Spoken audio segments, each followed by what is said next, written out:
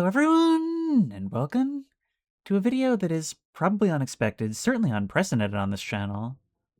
I'm going to be reacting to the Walten Files, a YouTube channel centered around an analog horror series inspired by Five Nights at Freddy's.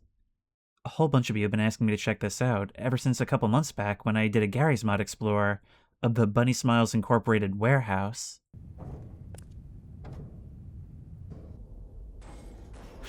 Oh my god!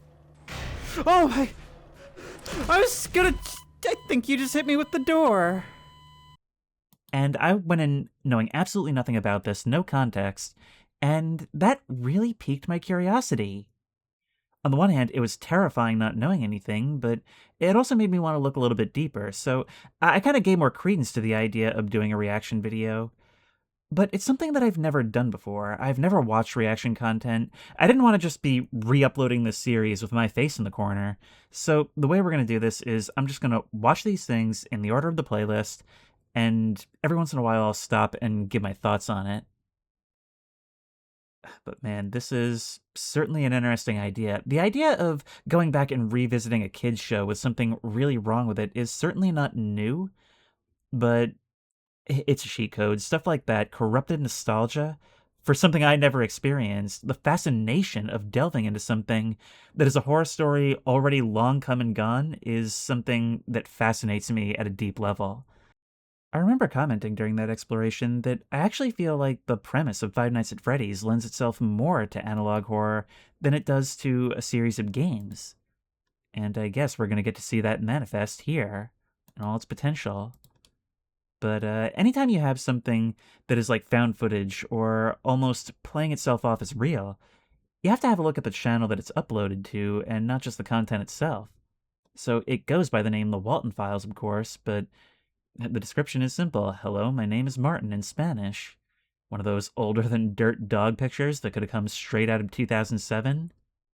And despite its popularity, only 14 videos on the entire channel, uploaded over a period of about 5 years. Now, interestingly enough, it starts with the Walten Files 2, and I actually had a look, and it seems like Walten Files 1 wasn't uploaded later as like an out-of-order thing, but is actually a re-upload. So the way I'm going to take this is by going to the playlists, where's full series, and I'm going to take this as the intended order. Just going to go with that assumption. Now, if we look at the about for this, joined October 10th, 2014, and that's really interesting because these videos, they don't start being uploaded until 2020. So it was just a dormant channel for about 6 years, unless everything that came before was removed. Starting with the Walten Files 1, company introductory tape.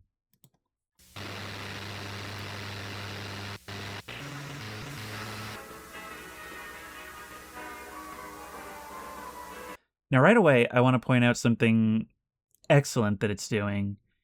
It doesn't seem like it's just doing VHS emulation, which more often than not ends up looking bad. This feels like something that they probably did actually record to VHS and then scan back to digital. It's in 4:3, the artifacts look convincing. So if it is all digital, it's a very good job. Experience for Bond's Burgers. Sounds like we got a text-to-speech voice over this. Oh my god, that's nightmare fuel.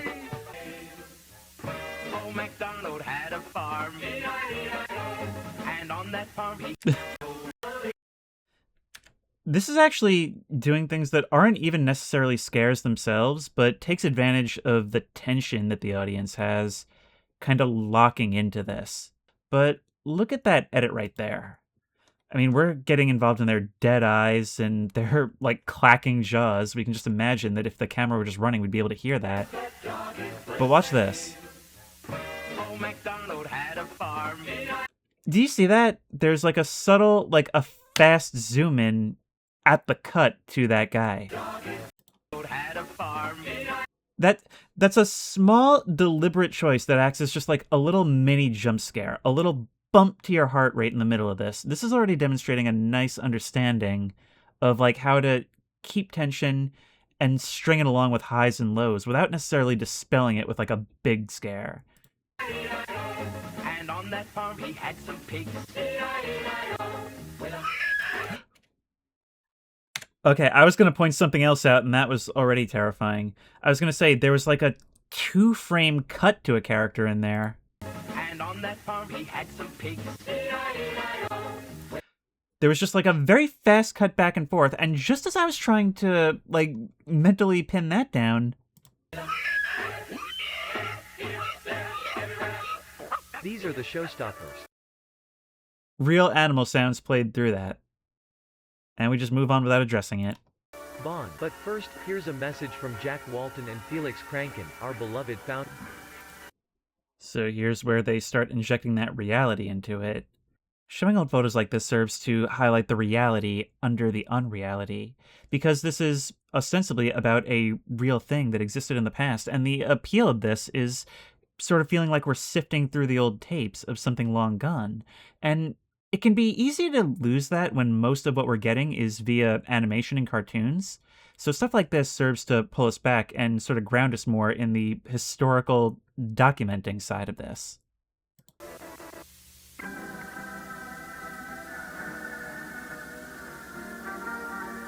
Ah, wait. That's for the storage facility. That's the outside of the map I explored, although it looks kind of dirty and run down, like a bunker in the middle of the woods. Given the situations about the incidents inside the 1974 Bond's Burgers location, any type of props, animatronics, and arcade machines will be carefully moved, inspected, and secured inside a bunker. It actually is a bunker!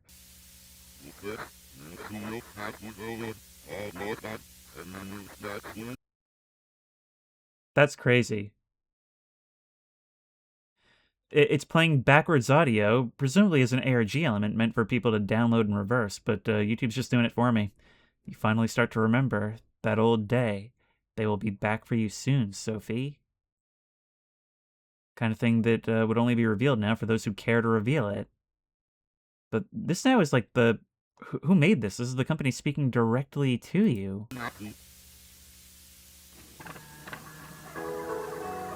Or is it not the company? That's potentially even more spooky.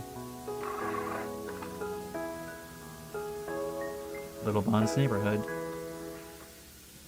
Okay, so here, yeah, we know now that this goes all the way back to the 70s, but these tapes are presumably being made in the 90s, so this was around for like a couple decades at least. He invited Shah, Boozoo, and Billy. Let's That's check nightmare again fuel. in case we don't forget any guests. A jump scare without a jump scare again. Bozu, and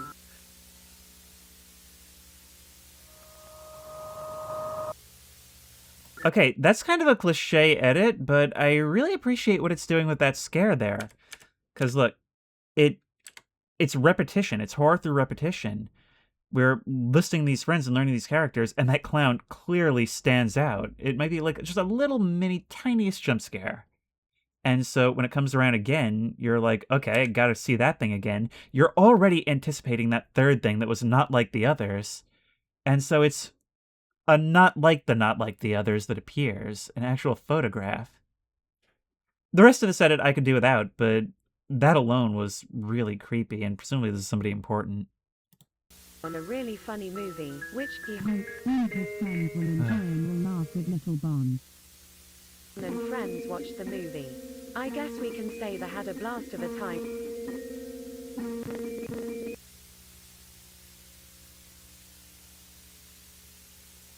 Once the night dropped, they all ate. This is neat. So, of course, all these analog horror things, they'll mess with the audio as well as the visuals, but here, I like that instead of like playing a loud noise or like having some demonic voice come through and address the viewer, it's really just a distortion, and that's it.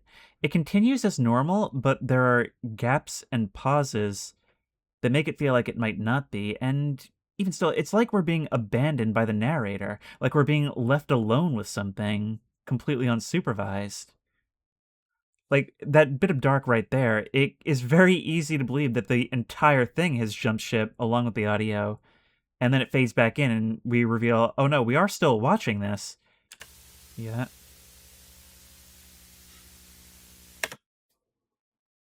We're in the middle of this staring contest, and I'm sitting here wondering, like, is there supposed to be narration that's simply cut out on the tape?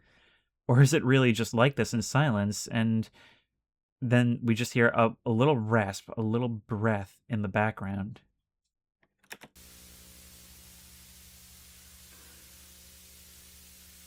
I'm really loving the use of silent jump scares.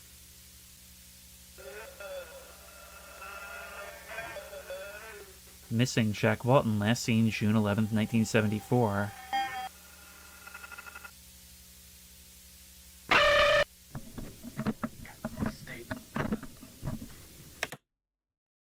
Okay, I'm not sure if it's good that the subtitles are revealing a name here, but look at that.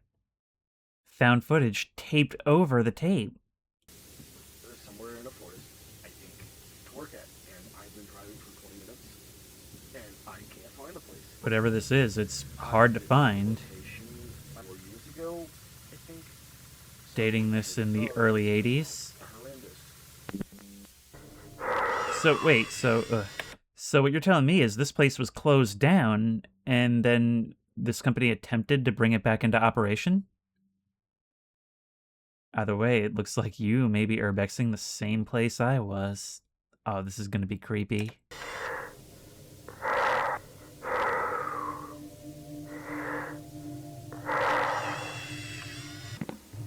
Even the photos on the walls have that sort of uncanny valley feel to their people. Oh, you found my friend.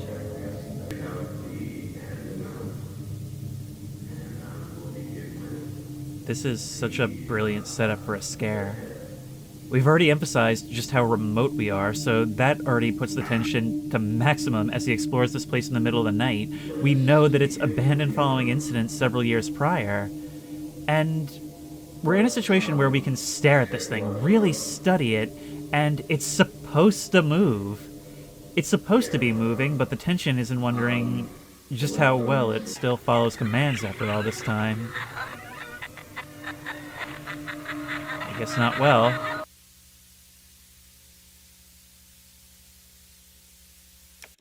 It's like whatever you were doing, it angered it. Like it was resting and it caused it to not even do anything that you would have noticed in the moment, but that reached out through the recording to express its displeasure.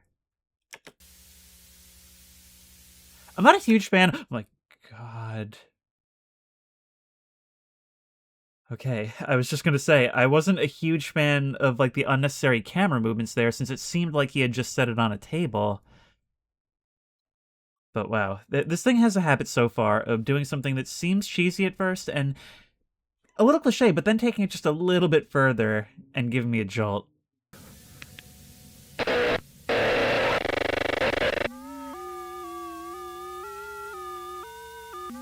Is that meant to imply that you ended up, like, in the suit? Certainly seems to be having a theme of transformation in this image.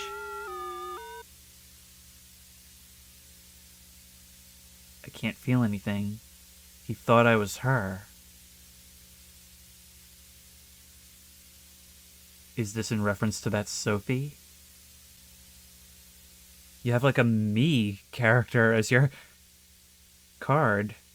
And is that supposed to be the real you? Well, a distorted version of you. And there seems to be a theme in this of portraying real people with like cartoonish proportions, like caricatures of themselves. Okay, next up, Walten Files 2 Relocate Project. Let me just make sure there's nothing else in between. Nope. Man, this is creepy so far. There have been times where I felt like it indulged in cliches for the sake of a scare, where it would have been better off doing nothing at all. There's a lot of like unnecessary camera movement in that part where I think being still would have been better. And a lot of the time it is doing the thing where it's just like, okay, here's a scary face and the sound cutting out. Maybe I shouldn't be too hard on it for cliches, considering it's 5 years old and it built some of these cliches. And ultimately what I'm seeing is that even though it's not necessarily my style in the way it handles some scenes, there's nothing wrong with a well-executed cliche, and they are still getting me to a degree. So, you can't really fault it for that. Interesting that they're censoring what year in the 70s here.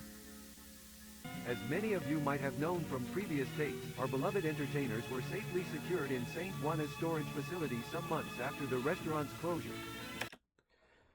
You call them your beloved entertainers, and I can't help but think that it's not just a cute way of referring to your animatronics.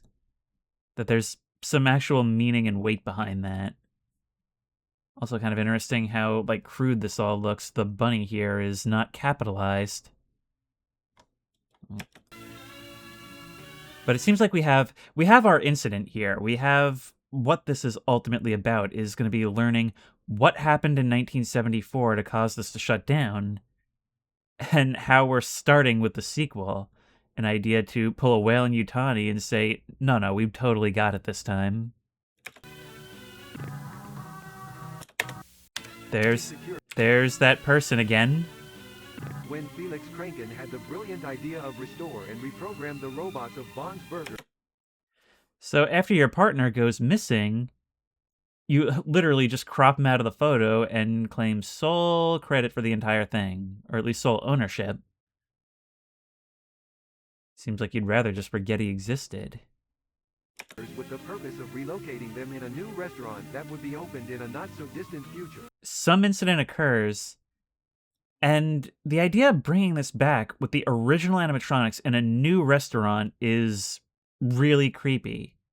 Of bringing that thing that we saw in that video back onto stage afterwards.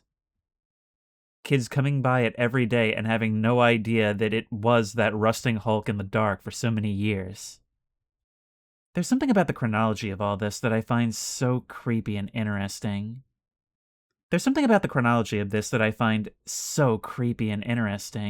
A man with not only a giant brain, but also a giant heart. Oh my god! Okay, this series, it loves its staring contests, and I was saying they were cliche, but it always does something interesting with them. It's almost like the other founder is fighting for the spotlight again, even after he's gone. The mouth is a pre-relocate feature, however it still requires checking since reprogramming could have affected this feature. So they're not only being pulled out of storage, they're getting an upgrade. Through these employee manuals, we're getting a look at how these things are supposed to work, and maybe that could make us more aware when things are going wrong, doing things that they're not supposed to. Either way, this certainly loves its staring contests, taking one form or another. I mean, look at those eyelids. They're uneven, the eyes are looking in different directions, the mouth hanging open. It looks so corpse-like.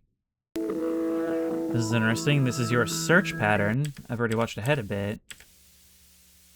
You spot something off camera, and you see that distorted caricature with the teeth still there. And finally, you break the fourth wall for just a moment, and then before you can even think about it, onto something else. That's what I think is so cool about it. It takes its time. It lets itself breathe in the lead up to these jump scares, even though they're telegraphed a mile away. And it doesn't let you dwell on them. It doesn't give you the satisfaction of acknowledging that you were supposed to be scared. It's always just immediately on to the next thing. The rabbit is starving. The rabbit. Audio of some kind of experiment, I guess a cruel experiment done on a real rabbit with this animation, and when they show some organic being layered within, it kind of makes it feel like we're receiving the thoughts of them, of being trapped for eternity and unable to even express that they feel that way. Starving.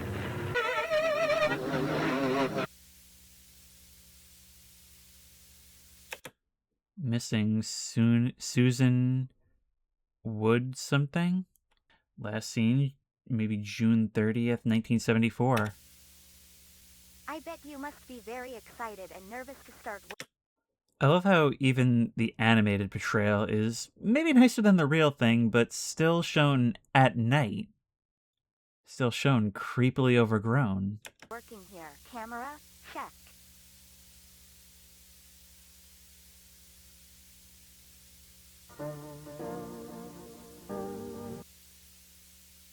Okay, that's... Yeah. I'm sorry. That is creepy. It is. But I cannot help but laugh at that, because at this point it's starting to feel like you are just desperate for the attention you're trying to get. Tell you what else is interesting. We've already seen somebody going into the real facility, seen it in its dilapidated state, and it's even somewhat honestly portrayed here. But somehow seeing an animated version of it after we've seen the real thing is actually creepy.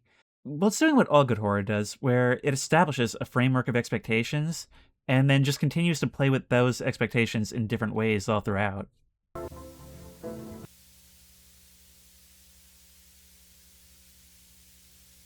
Somebody appearing behind you as you leave the room, and I can guess who it is.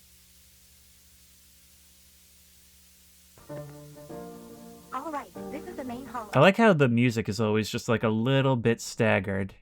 It's almost as if every individual component of this is waiting for its cue. And it's all a carefully constructed facade that they're barely able to hold together. Of the place. More backwards. Rosemary would go to the restaurant every night, hoping that her beloved husband would reappear after being missing for weeks, but no response. Until one day she heard a voice saying, "I know where he is, Rosie," coming from the backstage. They want the story to be told. In the Bon's Burger restaurant, remember to avoid touching or shining lights at our robots unless you are a facility technician. Well, Brian would have had no way of knowing that, but it once more casts doubt on where we stand on the sliding scale of paranormal and technical horrors. Because, of course, we know now that that's an established no-no, shining a light on it just like he did. Now, whether that upsets some sensors and might have caused a reaction that caused him to unduly panic, or if it upsets whatever's trapped within, well, I guess we'll have to watch on to learn. Either way, it adds a nice ambiguity to it, and that was always one of my favorite things about Five Nights at Freddy's. It's something that was lost as time went on, inevitably, but I like the idea that it was always known that the Five Nights at Freddy's animatronics had something wrong with them, but it was always described to you all throughout the game as, like, technical quirks. It's only as time goes on that you start to realize that there's something more going on here that can't be explained by that, but it never really went into it. This is kind of doing something similar.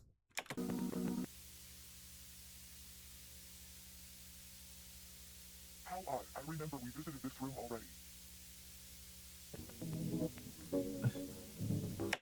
This is another one of those cases where I could do without the edits, because I think they're kind of unnecessary. It's just so weird to have like an animated segment with a trip up like that, as if it's an actual live guided tour. I'm stopping this a lot, but I'm finding I am having a real lot to say about it. Okay, now, it's not lost on me. I did see that Yumi Nikki-esque black and white frame right at the end there. Are you the representation? There's a representation of you. There you are. A shadow version for, like, only a couple of frames. By the time the lady entered the backstage, as the voice told her to, missing husband wasn't there. Instead, she found a rabbit. Called back there by Bun. Rose broken will fix you. You will beautiful. You will beautiful. You will beautiful.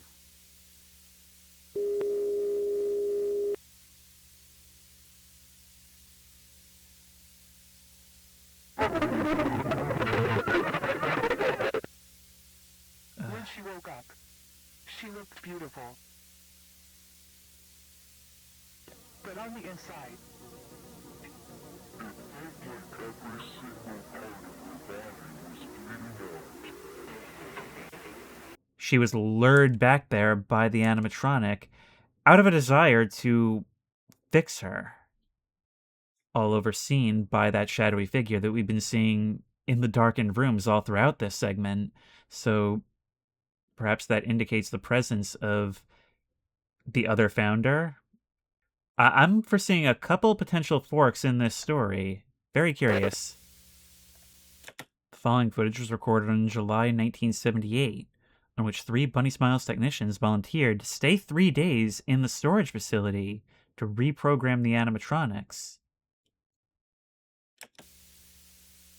Even this is phrased awkwardly.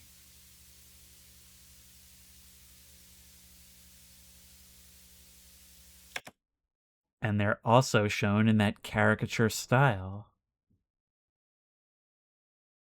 It's cool. We're seeing, from the perspective of everything in the past, what could already be 3 horror movies. After people reported hearing the screams of an adult woman inside of the restaurant. That's creepy. Imagine the ghost stories being just the beginning of the overall saga. Presumably that would be Rosemary hidden in plain sight. And I gotta say, these Urbexy segments are really cool and neat looking. I'm not sure they're chronologically accurate, because wouldn't VHS camcorders and stuff come around in like the mid-80s? Well, this is supposed to be the late 70s. Small nitpick, but yeah. Some hours after that specific case was reported, residents decided to... Unless maybe this is supposed to be like more 8mm. Hey Kevin, I doubt we can add the blinking eyes feature on this one. Eye sockets are really damaged. I'm almost positive someone did this intentionally. I think all these holes in the suit and stuff were made after the closing. So people have been here afterwards, either, or there have been others. And there's actually a lot of juicy details being gotten here, even just from their conversations. I'm not normally one for out-of-order storytelling, but this is cool because we're getting little bits and pieces as we go, not necessarily relevant to what's going on in the moment. A timeline is becoming clearer and clearer, and we still don't have much, but it's doing something great where every new discovery raises a bunch more questions. And so it started out really small, and it's a mystery that seems to grow the more we learn, which is very engaging. So cold in this place. Look at this key. What? Have you noticed how the company gives us this tiny key but never mentioned its purpose? You're just overlooking stuff. I mean, why would they give us a key with no use whatsoever? Exactly. It has to be for something interesting. Maybe, but we're running out of time. We should focus on finishing these robots by tomorrow. We had a lot of inconveniences when we tried to restore the robots. Tons of damaged parts and the skeleton models made it impossible to add the new features. And let's not forget the fact that we didn't have enough time to end the project. Hey guys, this is Ashley. I'm using the camera because I am planning to find where this key leads to. You were almost out. No. I was so shocked that they actually managed to camp out here for 3 days without incident and just say, nope, didn't work, we can go home now. Of course you had to be curious. I'm sure whatever this key hides could save the project. I'll show this footage to you guys once you wake up. I know you guys told me not to walk And you're around. going off on your I own. think this... We can see your panic and how frantic the light movements are. Well, this is a little bizarre. I can't really tell if this bunny is a robot or a puppet, but why is it hanging on the wall? This is really weird. Wait, back up, that's critical. Susan, Charles, Rosemary, Sophie. All victims? All people who were incorporated into the suits? That suggests more we didn't even know about.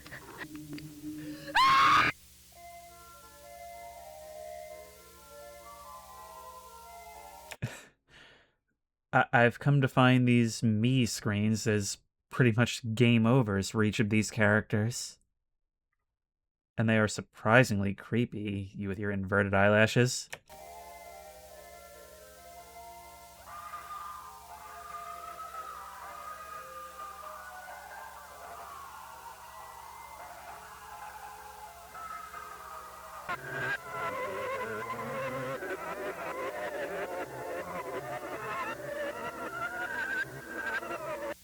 Revealing what's inside. Wait. Text on the screen for just a moment. They left the next day. They thought Ashley left early, but she was in the back doors, screaming as much as she could, but no one heard the screams. The following days, the caretakers would complain about an awful smell coming from the back doors. The company decided to shut down the facility until new advice. The Relocate project was unsuccessful. Ashley is still there, But she's not screaming anymore. She saw something she wasn't supposed to, and now she's beautiful. She's beautiful. She's beautiful. It seems like whatever they do it right away, but in both the story of her and Rosemary, those screams continue to be heard for a long, long time. Or, in this case, not heard. It's almost like there's competing forces in these tapes.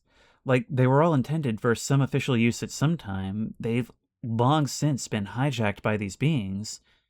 And there's part of it that's trying to make sure these stories are told, and another part that's constantly and actively trying to suppress it. The next one is not actually part of the mainline series. In fact, there's quite a few that aren't. Simply titled Lucky You. Opening day, 1974. We're going back to the start. This was only open for a very, very short length of time. The first birthday was on June 30th. So this whole thing was screwed from the start. Didn't even make it a month.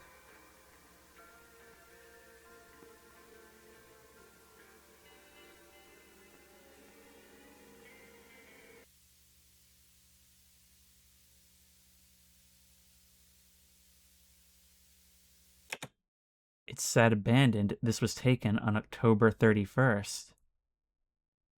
With Bonds sitting watching from the window, almost waving like they're trying to bring a kid at a birthday party over. Like they never stopped acting, even while the place sat silent and dark.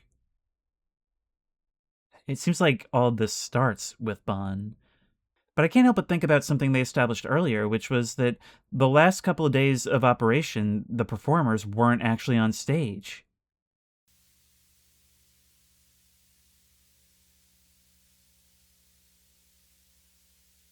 I think what we're seeing here is a chronology of images, watching them being put away and left to decay. Like, all the weird things forced a closure by the people running this, but they didn't want to stop. Or at least, this one didn't want to stop, and has been on a quest for friends ever since. Actually, this is really neat, because when they're presented together like this, it almost implies that the place was left abandoned, but after this image, and maybe some incidents in the interim, it was realized that they couldn't be kept there, and they would have to be moved somewhere for everyone's safety. You must be so confused about what you saw. Don't be scared, my little bunny. Answers will be given eventually, but don't Speaking try to us directly. solve this puzzle only with the pieces you have so far. This is only the beginning, for I'm going to tell you a story of broken people, beautiful people. He is so sorry about what he did to them, but there's nothing he can do. Remember that. And pills, Sophie. Safety and pills, Sophie. Safety and pills, Sophie. Safety and pills, Sophie. Safety and...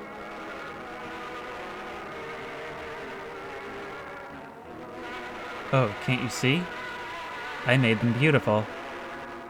I don't know how. I didn't even mean to.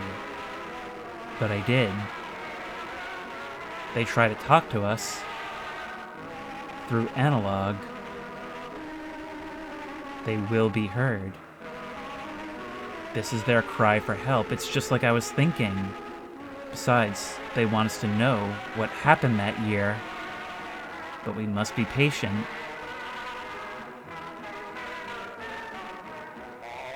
Look. They are filled with life.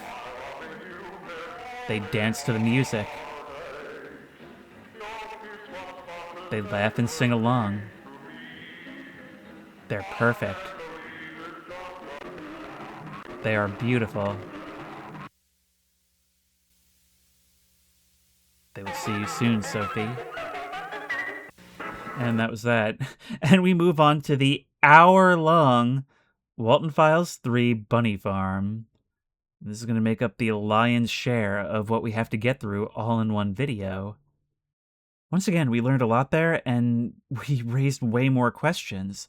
Whoever this Sophie is, they're clearly at the forefront of all of this, and yet they're the only one who we only have a name to go on. They're seemingly held up in very high regard by the Bond suit, whoever the Bond suit is, and I'm starting to think it might be that founder who went missing. I really have no idea how all of this is going to end up looking after editing. I have never done something like this before. I don't know how much I can show. And it really probably would be better just to like follow along to the entire thing. But like I said, I don't want to re-upload the entire series with my voice over it. I don't want to spend too much time speculating when I can just watch forward and find out for myself. But of course, I can't help it. And imagine having to wait so long between these videos. When you consider that all of these have been released over such a long period of time, you realize that while the information it gives you, or what it tells you and when, may seem random, but it's probably very deliberate in what it chooses to drip feed us. I mean, of course, we're getting it concentrated here, but it all lends itself to the sort of unbuilt documentary style. It feels like we, as the viewer, are a character in this, where we're sitting there with a table with a stack of tapes in front of us and no idea what order they go in, all unlabeled, so we're just popping them in one at a time. We're constantly seeing reference to people and events, assuming that we already know what those things are, but we don't. And so that is wildfire for speculation. I feel like we're constantly connecting and reconnecting things and re-examining things that we learned earlier, and having eureka moments when we get new pieces of information. This manner of storytelling I liken to like having a recurring nightmare, where there's a door that we know has something horrible behind it, and every night we have that same dream where we're walking down the hall and we want to see what it is. And sometimes we wake up while we're walking, sometimes we wake up with our hand on the doorknob, and sometimes we wake up in mid-swing where we swear we got a little bit of a glimpse, but it's gone the second we open our eyes. Well, anyway, settle in, folks, for Walten Files 3, Bunny Farm.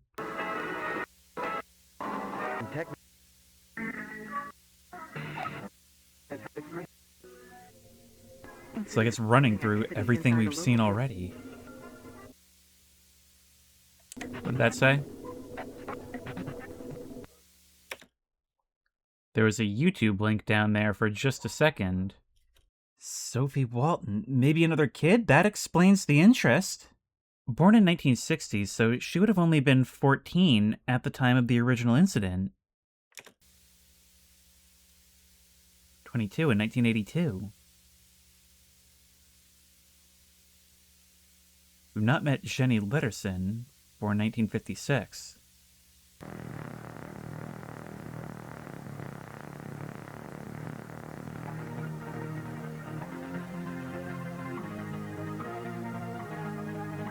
Well, they got into video games, did they?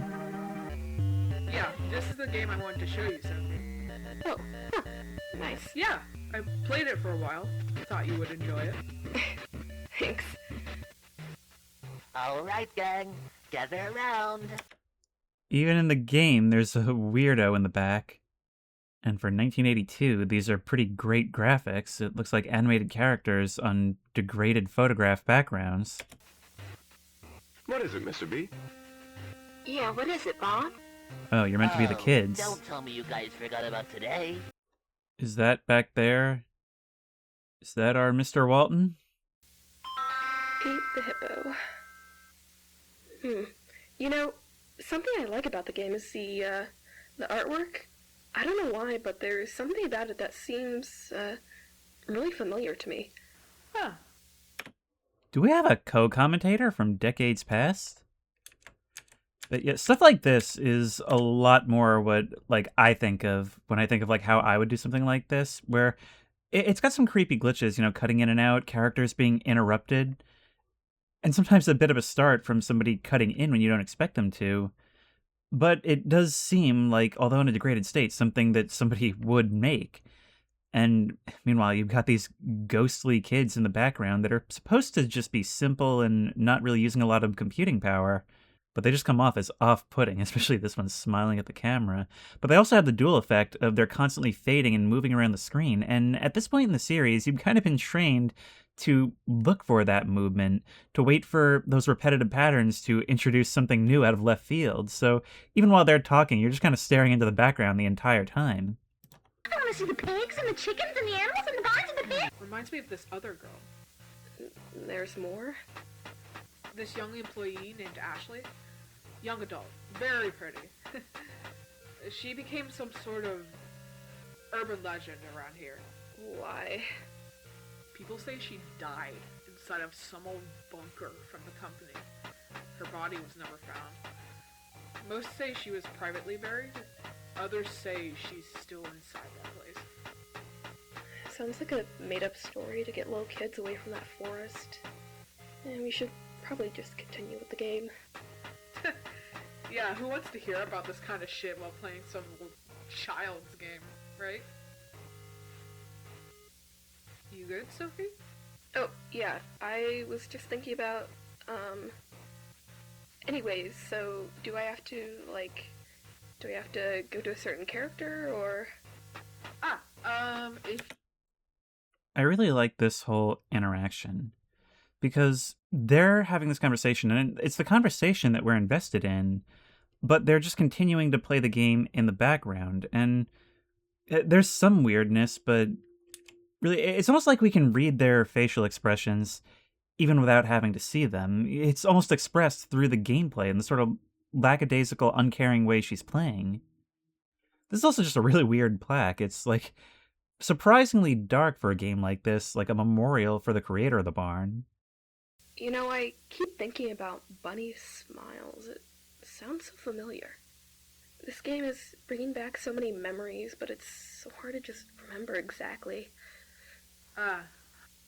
Sorry, probably just boring you with random thoughts of mine. I'll stop. No, not at all, Sophie.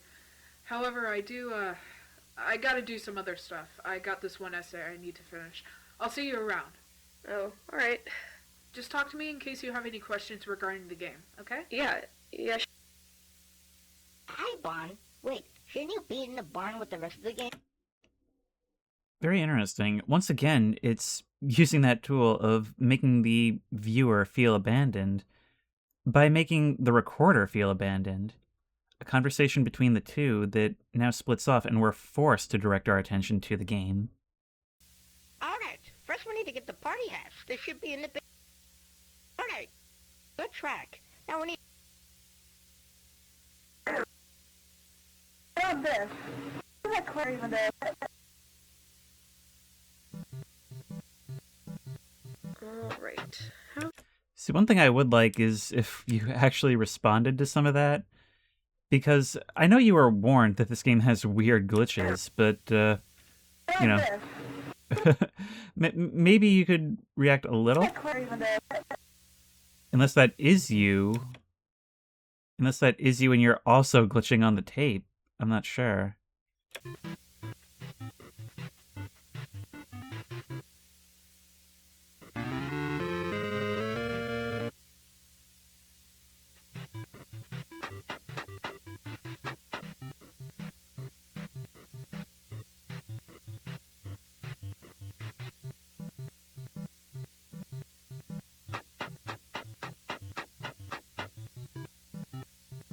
This is kind of cool. The clown follows them, but sometimes only started the first time they went off screen, and now behaves in almost like a mocking way. It doesn't feel scripted. It almost feels like there's another player controlling them.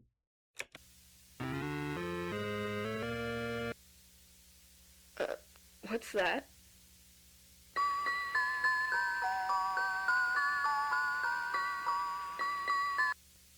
It's the Nightmare Me. Jenny?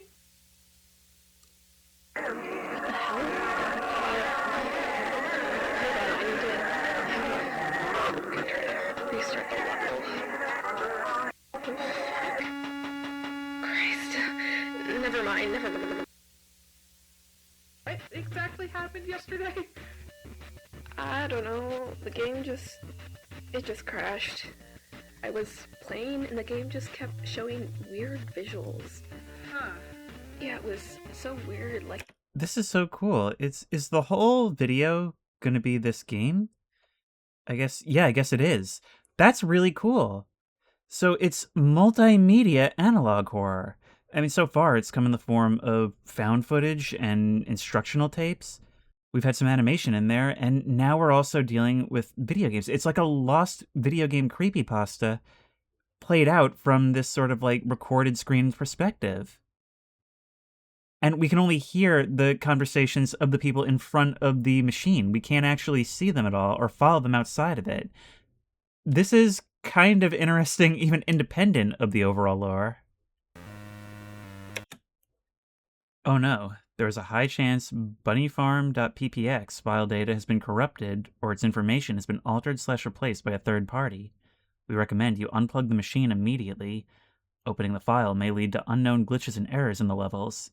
If you do want to continue, however, we warn you that the machine could suffer major changes and, at its worst case, a complete shutdown, deleting all valuable information in it. Do you still wish to continue?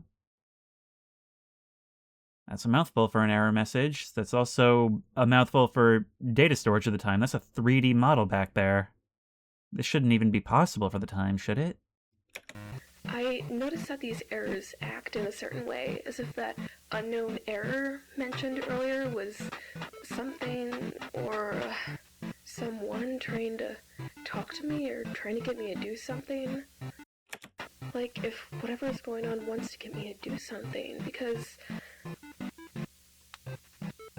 especially because these have all occurred when I interact with the characters, could it have something to do with them? I just want to say, I really enjoy how this is being done. It's longer form, and it's not because there's necessarily like a ton more in the way of content, or I suppose there is, but it's because it's allowing itself to breathe as an actual uncut Let's Play does. I mean, it's broken up into parts by day, as this was an ongoing thing, but it makes it so immersive because it makes it feel like we're there with them. And it makes it more personal as well, getting to hear her thoughts as she goes. You can make a whole career out of that.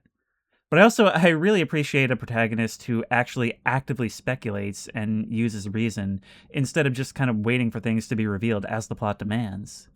I've also noticed that I talk to myself a lot. Yeah, get used to it. It never gets any better. Susan Woodings, we saw that name earlier. Support audio log number 3, June 30th, 1974. Jeremy's birthday party finished an hour ago. Is that who we saw during the calibration explanation? When the eyes were in hunt mode and tracking around the room, it looked a lot like you when we got to see what was beneath. As the engineer and the person who basically built the animatronics to begin with, it was easier to notice these. Especially in Bonn. Something fell off. The limbs weren't moving properly. They looked stiff and odd, mainly in his right arm. It took a few more minutes to take him. Didn't Brian also note an irregularity with a particular arm when he examined him? But everything's pointing to everything starting with Bonn. To the backstage, just to make sure everything's okay. I'm the only one left. Chris left some hours ago, and Felix didn't even show up. I'll leave and close the restaurant when I'm finished. I'm sure it's not going to take long.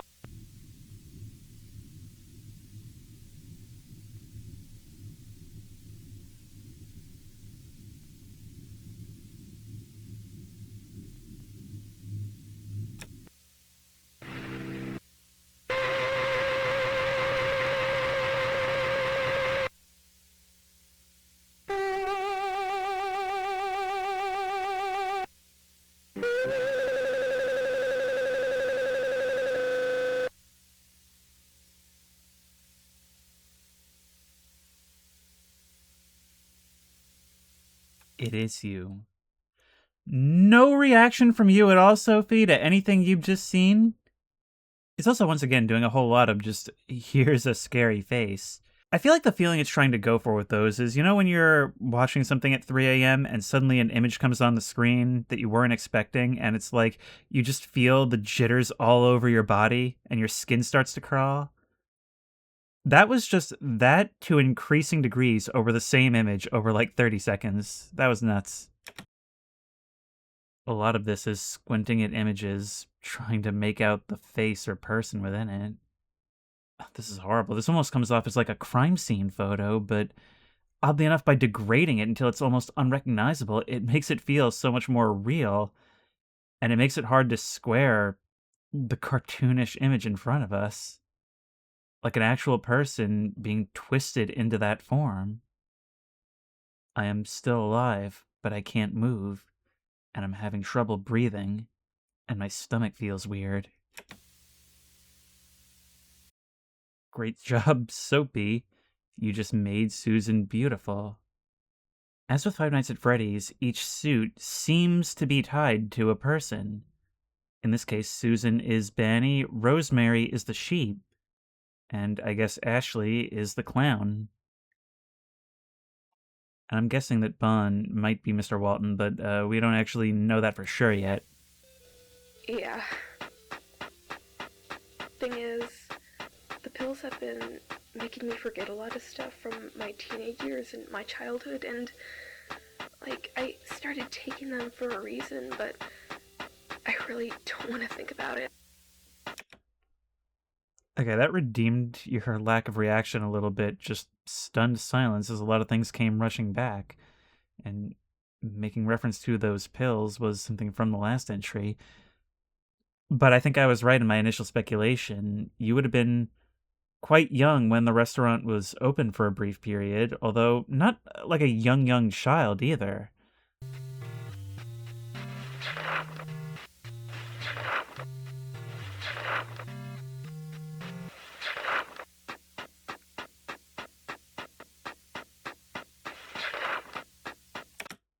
October 30th, 1964. Felix has been acting very weird lately. He's been drinking more than usual. I'm very worried about him. I don't know what to do. He came home at 4 a.m. He was crying. He seemed very unstable and stressed. I don't know what to do. We've been thinking a lot about the missing Mr. Walton this entire time, but Felix has been largely not present in these stories. But a decade earlier, he's having some kind of stress and issues.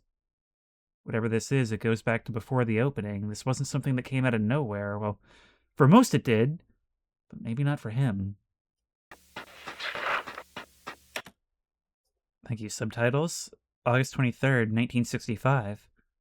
I know I haven't talked here as much as I used to. This month has been so crazy. I moved in with Felix last week. He was very happy about it. Yesterday, Jack and Rose had their third child, a little girl. Her name is Molly. Molly Walton. Jack and Felix have been pitching up the restaurant idea with a company that's interested in the project. The name's Cyberfun Tech. You can still hear the sound of the character walking in the background. December 26th, 1970. Christmas was nice. They built a doll, a gray rabbit for Ed and Molly. Molly named it Rocket. A gray rabbit? Wait, didn't Ashley see a gray rabbit puppet when she went behind the door in the facility? Felix drank a lot yesterday. This has been a problem for a while. He's a good person, but he doesn't want to address this. It's getting worse and worse, but he doesn't notice. He feels bad about it, but doesn't try to change. January 3rd, 1973. It's getting worse. He's so submerged with their project that he doesn't realize how much damage he's doing to himself. How much damage he's doing to me. He keeps going places only to drink. Sometimes he even stays at the warehouse for the sole purpose of drinking. He doesn't listen. He never listens. I don't know what to do. So much that we don't even get to know. Once more, it definitely feels like there's different forces acting on these things, like they're using the mediums that they're given to try and get the word out, but something's stopping them. May 2nd, 1974. Only about a month and a half before everything happened. Dear Felix, by the time you're reading this, I shouldn't be home. I know you're confused. I'm confused too. What you said to me last week hurt me a lot, but it opened my eyes. Hopefully this opens your eyes too. Our relationship isn't healthy. It never was. I'm leaving Brighton this morning. You're in the warehouse with Jack and the others as I'm writing this. By the time you're reading this, I'll already be in Hurricane. I know you're busy today doing Jack a favor. Something related to a school party? I can't remember. But please go there when you have time. As to me, I'll try to build my own life while I still can. You should do that too. I love you. Goodbye. Linda. I am sorry. I am so sorry. I can't quite read that. I shouldn't be reading this.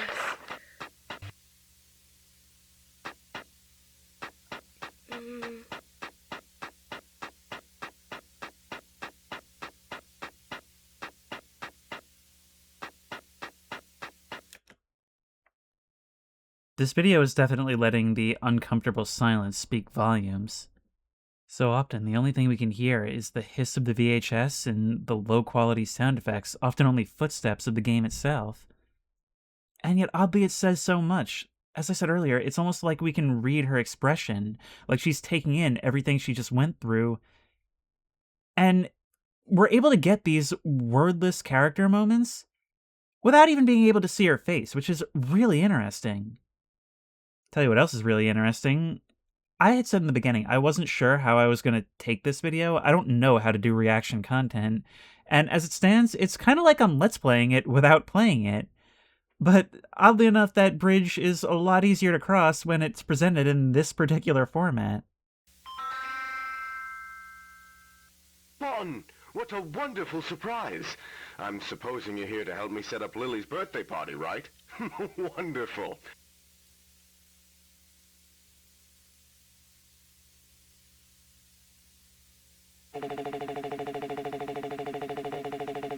What?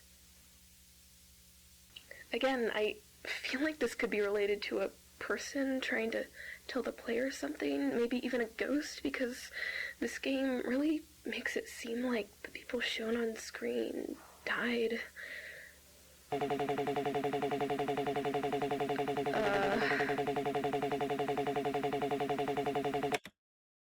It's almost like you're responding in the affirmative. Like you were surprised to hear her say it directly, and now you're seizing on your chance.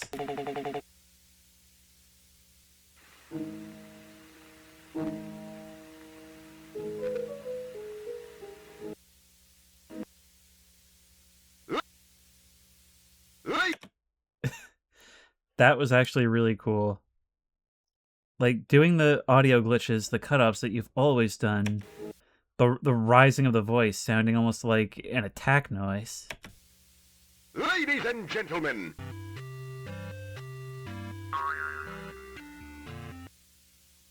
Oh dear. Incorrect behavior.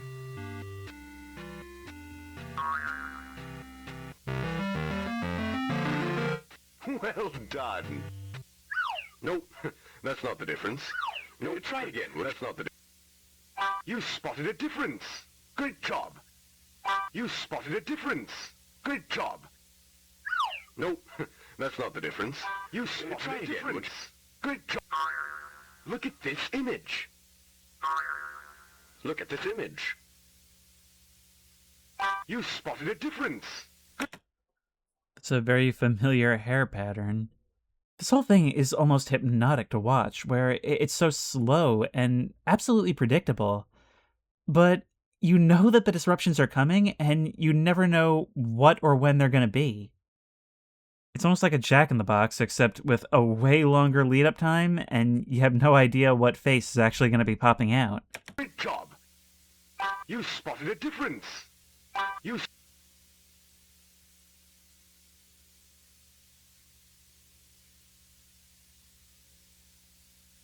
Nope, that's not the difference. That's not the difference.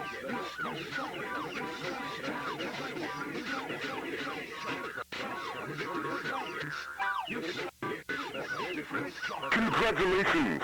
You completed my game. Now, time for the prizes. So whoever you are, that's who's in your suit. And I don't know if that was supposed to be control glitches, but it almost kind of seems like something's wrong with Sophie at this point.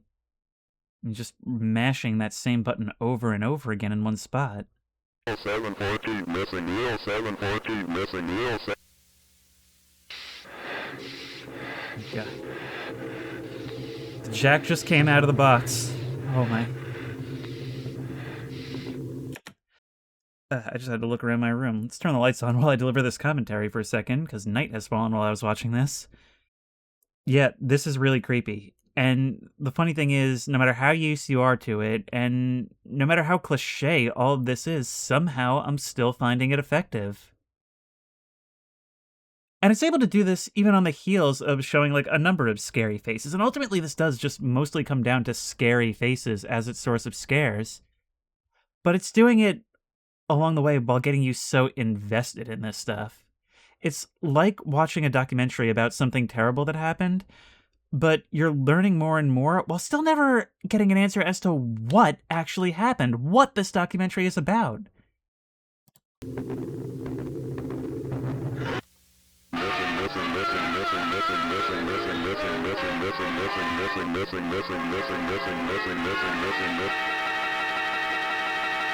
Alright, so it got worse.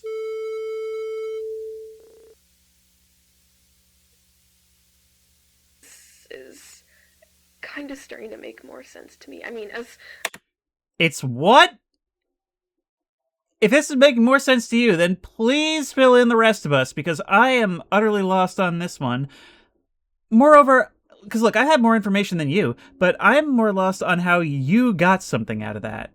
So please, enlighten the class. Much sense as something like this can make. These are all faces of people that I think I knew when I was younger.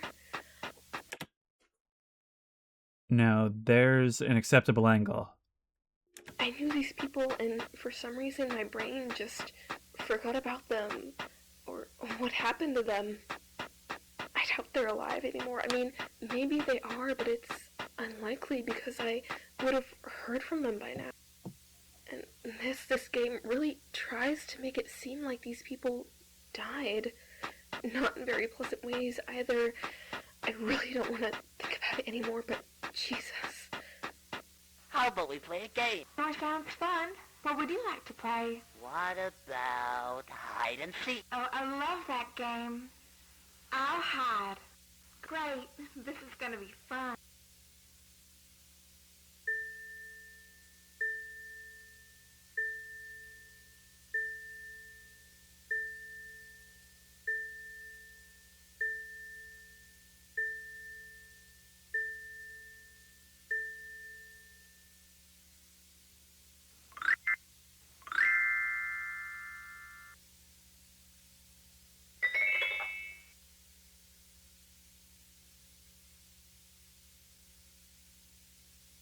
Are those supposed to be freshly dug graves in the woods?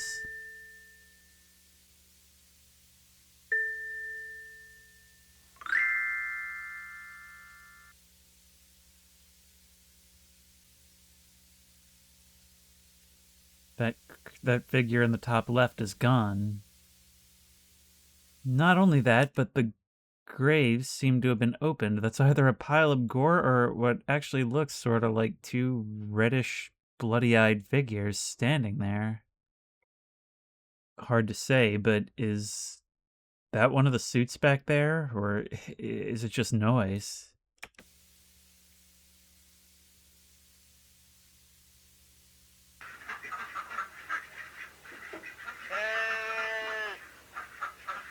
This is one case where ambient sounds don't make it feel more alive, they make it creepier.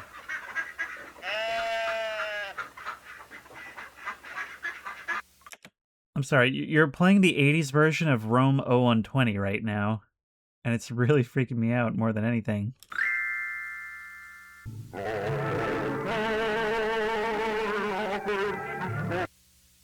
I still beautiful to you? Sophie.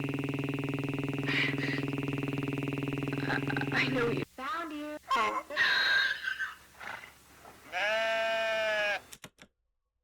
I know where he is, Rosie. You were addressed by name. I guess that confirms your I knew these people theory, and if I'm correct about before, that was Rosemary. It's showing us the image of Bon on the door, but it's calling back to the night he lured her backstage. A creepy callback that she would have no way of knowing the context of, but, well, because we just watched the previous parts, we do.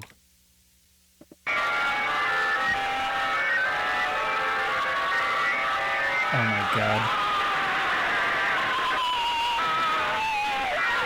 Missing Rosemary Walten, last seen July 19th, 1974. Okay, this was kinda like the Event Horizon moment here. It's so rare it actually just does loud blaring noises, and when it does, it's rarely alongside the faces. That's the weird thing. I would say that this was full of jump scares, but never the jump out and scream kind, if that makes any sense.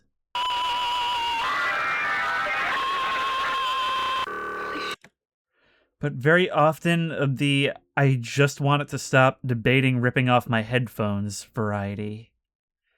See, in that case, it's a loud noise and a scary face, but it's not like a popping out sort of motion. It's just horrific.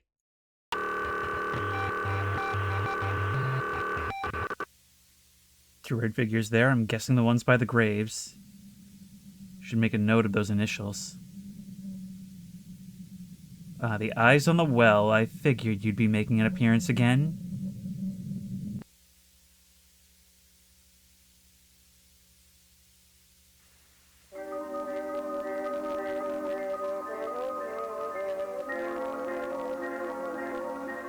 Step right up and enter your most repressed experiences and get ready to be amazed by my magic.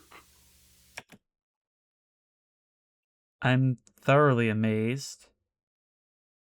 See, just like the Gray Bunny before, we actually grow so accustomed to seeing the same images and characters over and over that it always sets us even more on edge when somebody we haven't seen before shows up. Let's take a small trip down memory lane, shall we? Tell me, what is it you would like to remember? Here goes nothing.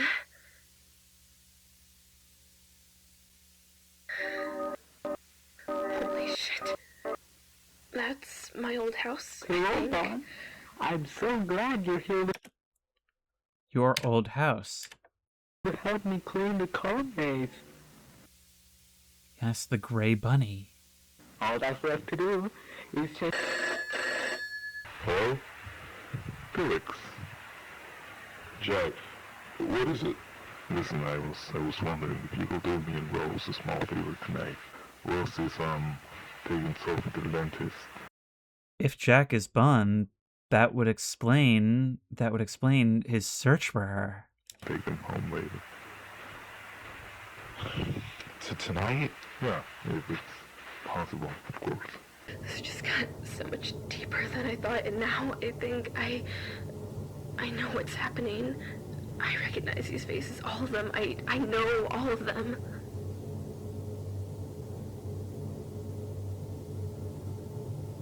It's creepy for everyone, but I don't think it would get so personal for anyone but her.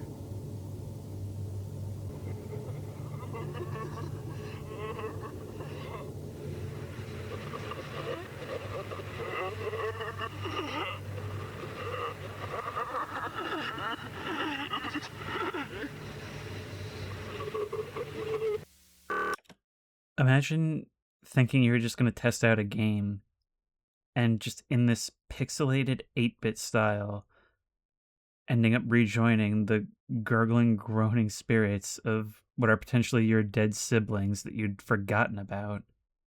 We need to get ready for the school party, Molly. Come on.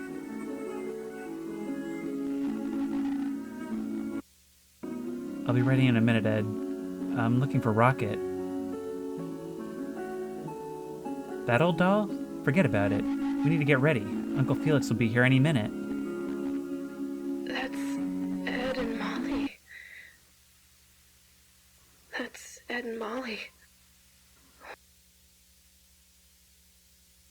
found it. We can go now.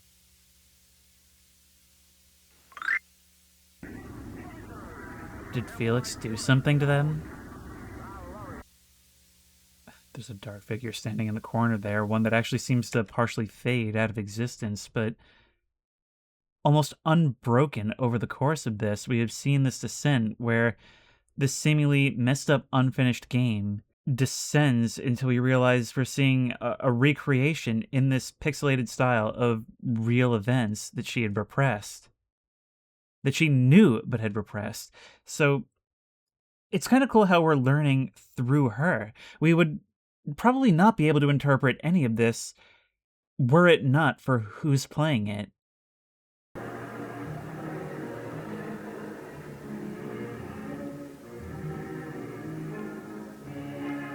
Interesting that, switching player characters behind the black.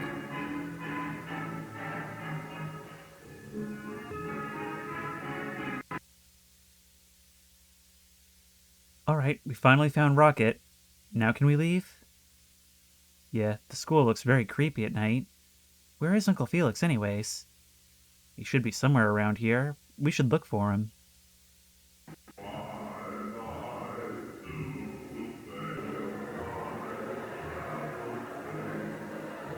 Drinking zone. They did say that Felix liked to drink. Uncle Felix, what are you doing here? This is a drinking zone. You shouldn't be drinking. It's okay. I'm really just feeling a little dizzy. It's getting very late. Your parents must be worried you drove them home drunk.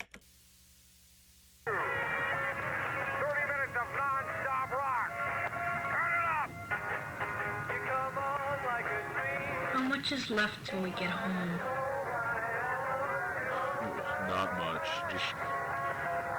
Just kind of lost, I think. I really I just want to lay in the bed and go to sleep. It's alright. We get that today wasn't the best for you. We understand. Everything is gonna be okay. Thanks, Molly. I love the subtitles going rogue here. But who is this message for? It's like I've been saying, though, it's moments like this that emphasize the reality beneath the cartoonishness.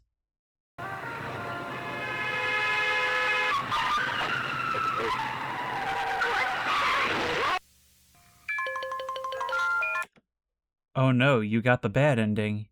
You couldn't finish the barn tasks in time. I just realized their graves were in the woods. You went off the road. You crashed the car. You killed them. Oh my god.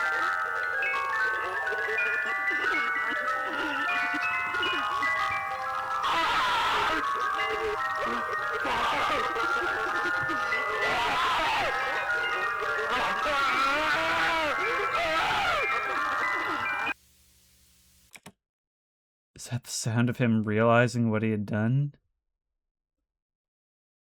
I don't remember if I had commented on this earlier during Ashley's segment, but when you're doing something like this, found footage or analog horror or anything like that, a good scream can make all the difference. And a scream can mean a number of things. They're very distinct, and you'll know when you hear them. You really have to full send them. You can't go for a movie scream. You gotta go all out, and this series always does. They didn't go home that night. He buried them here. He was too scared.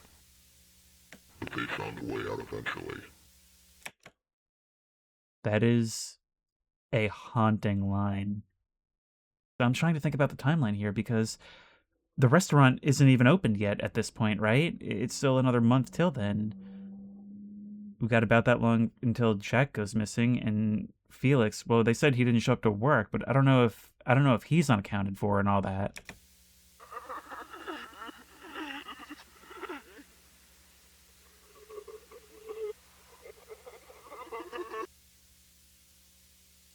Or maybe they both become the bunny.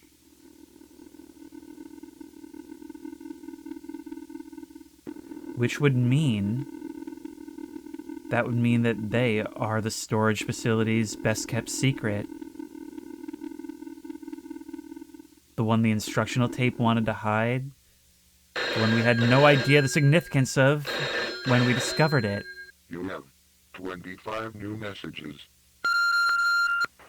Felix, pick up the phone.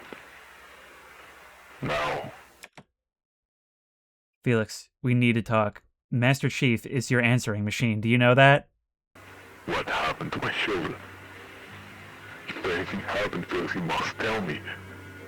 You haven't told me in 3 hours. I need to know what's going on.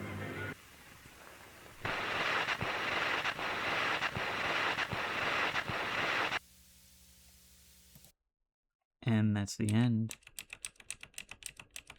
And, you know what? I would bet, let's keep backing it up as much as we can, I would bet that that's the final part of the URL, right? And indeed, if we have a look at the URL for the next one, this one titled Guilty, this is in fact what it linked to. So that was definitely by far the most informative, and well, Sophie stopped commenting on it long ago. There are certain things that I kind of wish we had heard from her on. But it sort of makes sense if you think about it. I mean, she's going through a deep series of personal revelations. It's rocking her world, so it only makes sense that at a certain point, she locks in more than we do, and basically just forgets that she's recording for the tape. It does a lot of interesting things with easing us in by having it be between these two girls, just a conversation about this game. And then it's just the one speaking to us, and then eventually we're on our own. It's like stages of being abandoned by the guardrails that this video has. And like I said earlier, it's a video that really takes its time. Not because it needs to be jam-packed, it actually breathes a lot. It needs that room to let you soak in it for a while. And to formulate its authenticity by being continuous.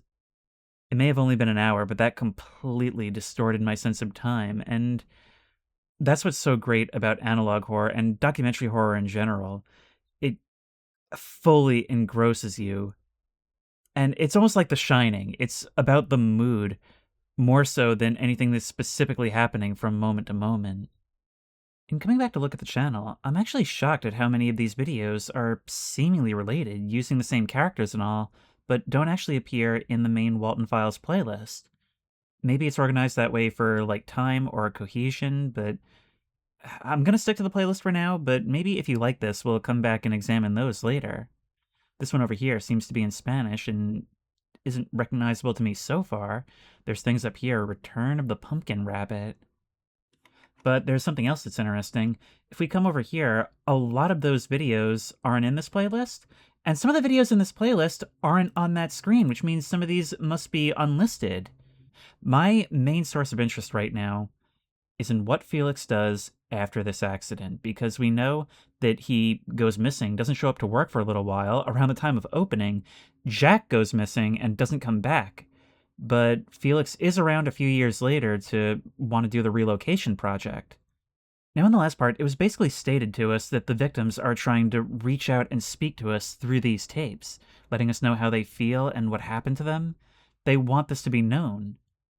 Meanwhile, I said that it seems like Jack, through Bond, is protecting the souls of his children and trying to find the remaining one.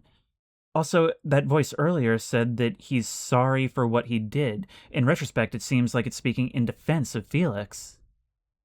I had said that it seemed to start with Bond, but what if it really starts with Ed and Molly?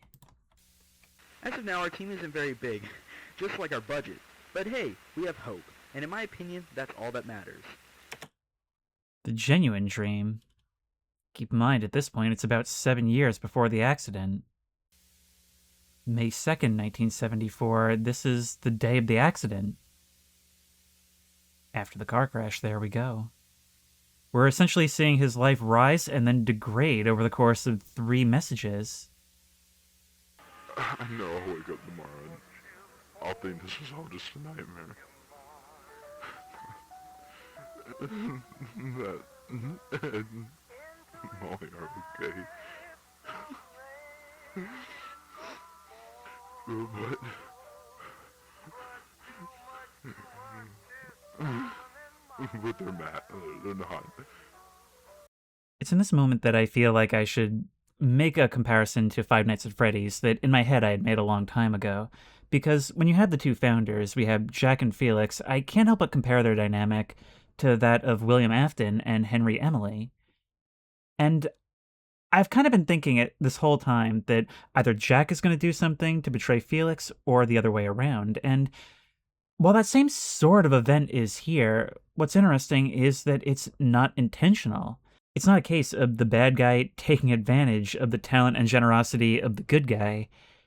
It's a simple case of screwing up and making a mistake through carelessness and the way all that spirals. And it's a story that's happened a million times in real life. And the fact that all of that is underpinning this sort of terrifying story with live animatronics and haunted tapes and abandoned locations, the real horror in analog horror is from the realism that underpins the fake cartoony stuff. The nuance in this. He's the closest thing we have to an antagonist. But there's no real villain in this story. All we have is the result of years of bad decisions culminating in one catastrophe that he never wanted, but that he now has to live with. And that's going to inform everything going forward. Next up is the 37-second long souvenir.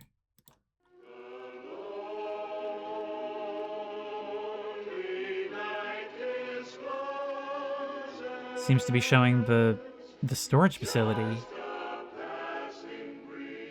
Imagine the souvenirs you could find in there.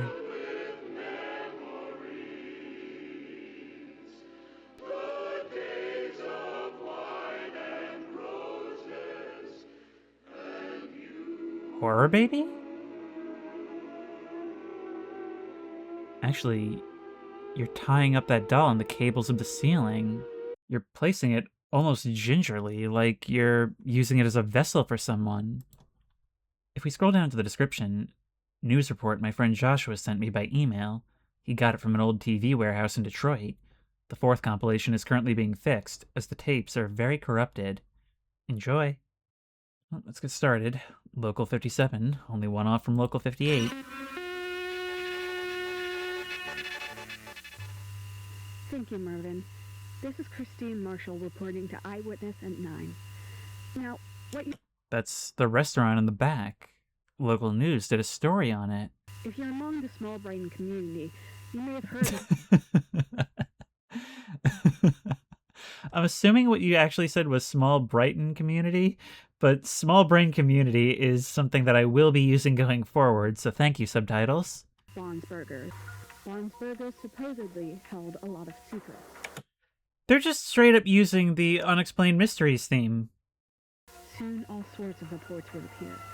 Loud music being played late in the night, way past the restaurant's closing time. Car alarms and lights being kept on around midnight, confusing many people nearby and causing them to keep a close eye on the place. Most of what we've seen so far has either been through the tapes and media that's been recovered, or relating to the bunker off in the woods. So I really like how now we're starting to hear about the reputation of the abandoned store itself. How we get a glimpse of what people were talking about and all the spectacle, hence the name, regarding it. Part of the reason it's able to tell its story in such a non-linear fashion is because it's also using each video to tell a different side of the story. Though these theories still remain, that those disappearances still taunt the aura of this very place, and whatever the truth may be, the disturbing presence of Bon's Burgers has...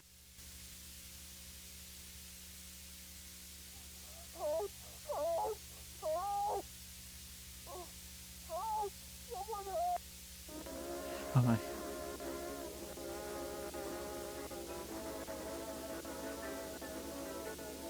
The corpse-like caricature returns.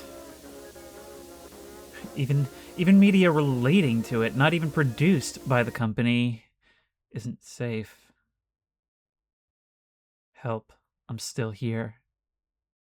This video is actually reminding me a lot of a concept I learned from a video essay regarding the movie Insidious. Now, Insidious is a movie that has one of the most infamous jump scares of all time, in which there's a conversation scene taking place in broad daylight at a dinner table. It's a typical shot, reverse shot conversation, and just in one of the reverse shots, out of nowhere, there's a demon just standing right behind one of the main characters. Now, he doesn't see it, but it causes the other person who did see it to scream and jump out of her seat, and just like that, it's gone. And what makes that so effective is that in a horror movie like that, you kind of get used to the pattern of exposition and story build up during the day, horror scenes at night. And so for this to just appear, it's not just scary because it's sudden, it's scary because it's during one of the times when you feel safe. And this kind of feels like a safe video. You definitely don't feel safe when the flashlight is wandering around inside the warehouse. But here, we've gotten so engrossed in the news story that we kind of don't think of it as a time where a scare can happen. And it makes this all the more bone-chilling. Not to mention, like I said earlier about there not really being a villain, somehow it's way creepier to me, the idea that all these things, the idea that that is crying out for our help, trying desperately to be heard when no one can hear them, rather than trying to threaten the viewer. Their terrifying nature is entirely accidental. Emphasizing the legendary status and legacy of this place, even amongst the local population who know even less than we do, is a great choice, because I think by burying all this in the past, that's one of the strongest suits of this type of media. There's only one more official Walten Files entry, so let's dive in.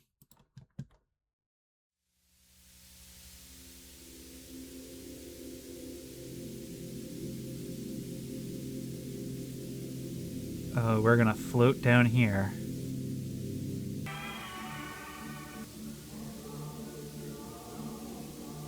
We're going back to the spring event. Look, there he is.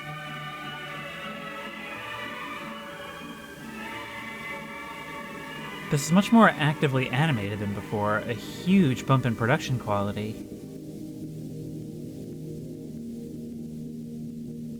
But it's like their fate was sealed the moment they decided to disturb him.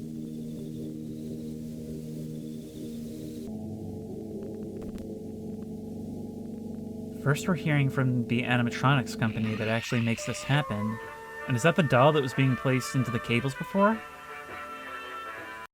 Charles Brooke, October 10th, 1970. Just got hired officially as the computer supervisor for Something Bunny Smiles restaurant. Though I've been coming up with a few names myself. I've known these guys for a while. They're family. I've done some work for them along with Something for years now. Even before Cyberfun Tech. Getting to meet the Waltons and the Krankens has been super fun. So excited to get to work. The future is bright. CB. That almost looks like a Bible verse down there on the bottom left.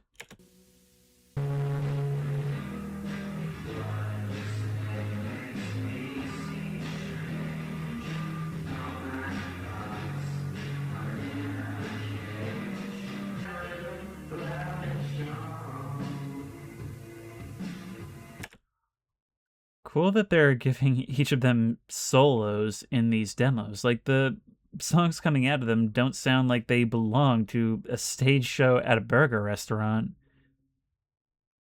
But once more, this whole thing feels so slow and hypnotic, I can't look away. Oddly, I'm enjoying the show.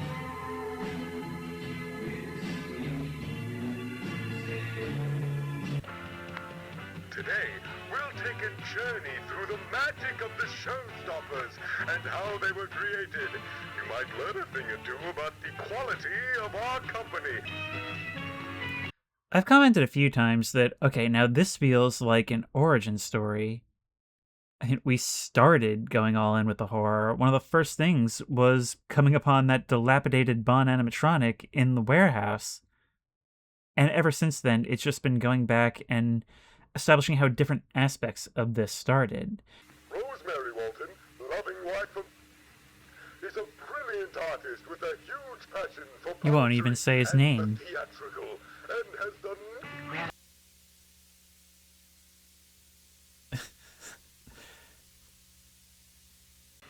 These kids are absolutely terrified.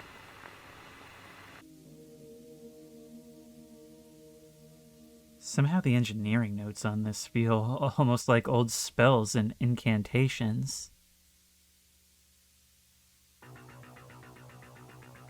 When we know things have gone so unexplainably wrong, the fact that there is real design and intention to this that's so different from that oddly serves to make it creepier, rather than being like explaining something that doesn't need it. This is how it's supposed to go. We place the tunnel objects around the room. The animatronic is supposed to get to us without bumping into any of the tables, boxes, chairs, etc. Sounds good. Hang on, no.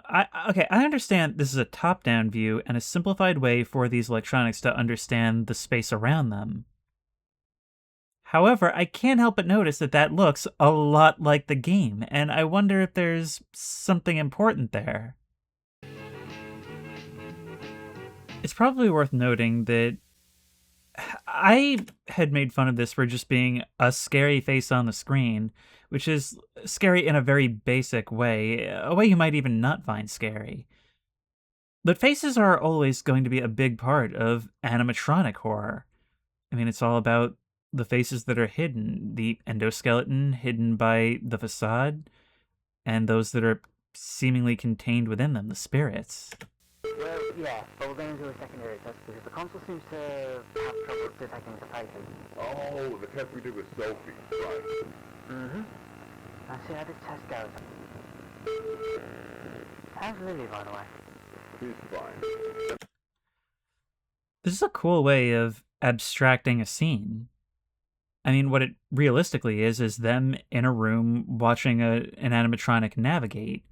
We hear their voices in real time, but the rest is from the perspective of their recorded sensors, which come in flashes and snapshots. And it's another way to lead tension, those gaps in our perception of spatial awareness. Spending time with the mother for the weekend.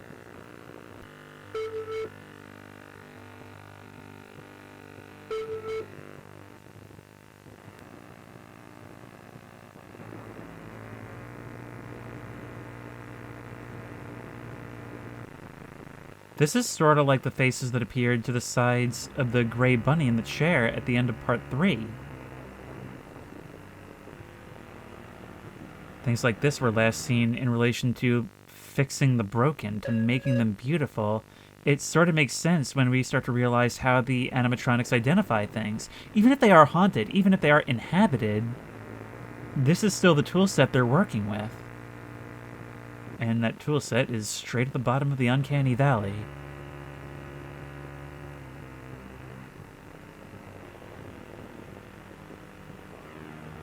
This is super neat, I'm gonna be honest. Rewatch it properly. Drunk while driving the car? Lower your voice, alright? Do you know what went down some weeks ago? They didn't tell us? It was private, Charles. Only the family were there. So it did come out, and the word spread. Fuck. I don't even want to think about it. Sitting with that freaking fucking doll in the room. It's here. Felix said it is. Tell us not to tell Jacko Bros is here. And these animatronics, which are capable of perceiving, they're just lining the room, hearing everything you're saying. Could someone potentially read that data and know that you know? Alright, let's just try the same way. This is fucked up. I don't even want it. Same. Let's just check up on the other rooms for now. So I'll check up on the games. You're right.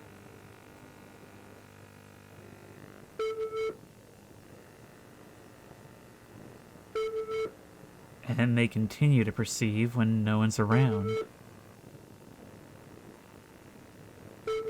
Except that the rabbit moves. The rabbit moves and is seemingly interacting with Buzu. What does facial recognition see in an empty room?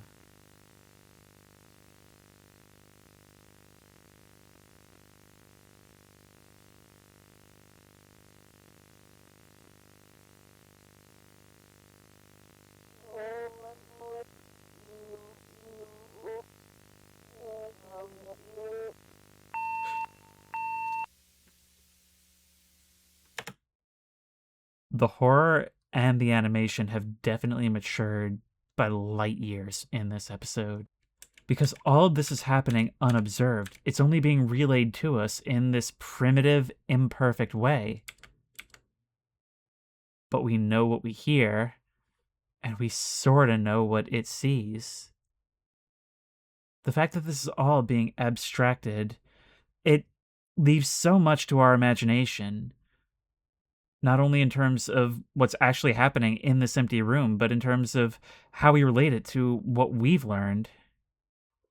And we also learn here that the animatronics, they're not just capable of recognizing faces, they're capable of recognizing what's within.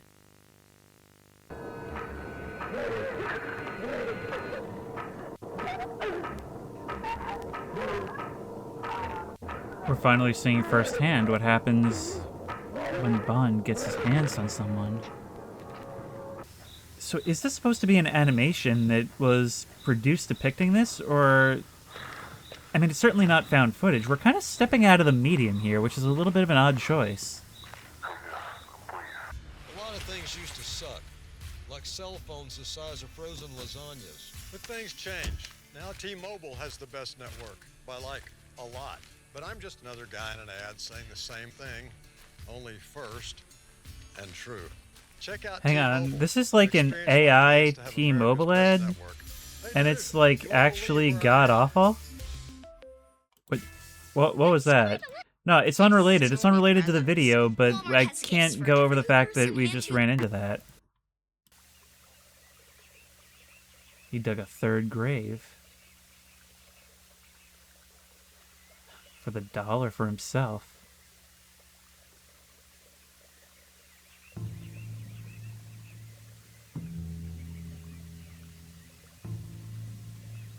This is all good stuff, but we're getting more into short film territory now. It's a very strange change of medium.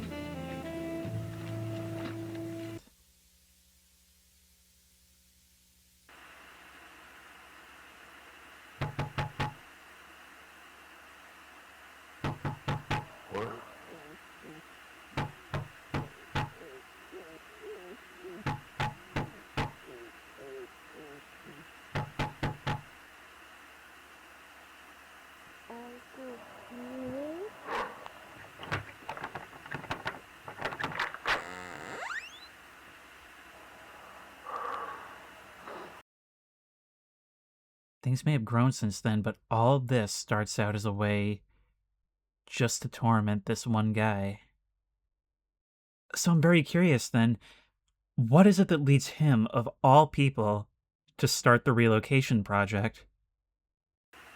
I'm very torn on the change to almost a short film style, where most of this doesn't really make sense as found footage, but I can certainly see the merit in and of itself, because this is definitely some of the scariest material we've gotten so far, and also much of the clearest.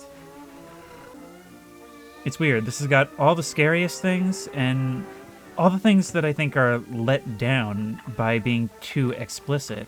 And maybe that's brought on by having these new abilities in animation.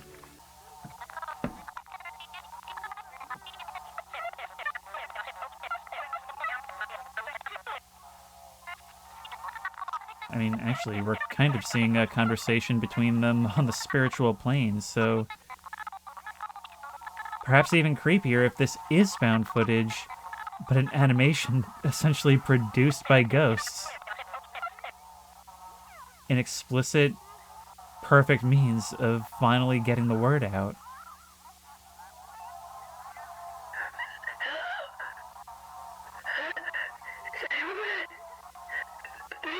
Oh my... I can hear you, Susan. I'm here. Who invited Vincent Price? Welcome to Wonderland, your new home.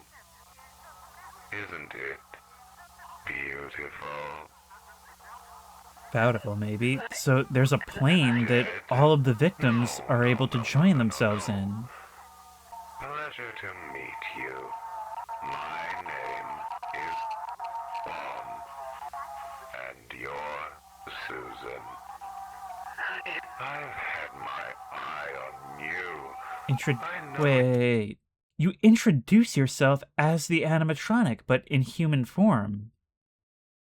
I was thinking we were close to the end, but we're opening up a new layer. Well, several. Massive revelations, one after the other here. You will be reborn. That is such cool art design. And stylistically, I love that you can speak directly, but only on this plane of Wonderland. You're only a floating tie and face, and yet you float so high that you tower over them, just like your animatronic. And yet you're still able to reach out from the white, implying something greater that we can't see simply because of the background. This is very, very stylistically cool, and it's coming out of nowhere. You will be reborn.